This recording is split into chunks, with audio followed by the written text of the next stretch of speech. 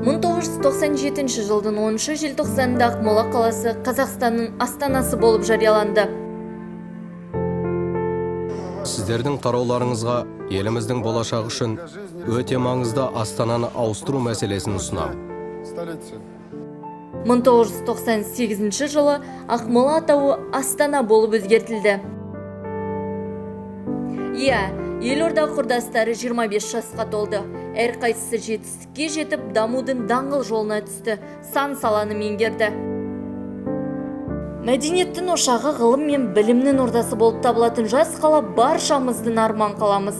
Бүгінде Астана болашақтың қаласы. Астана шаңырағы әлі де болса биіктей түспек. Туған күніңмен бас қала.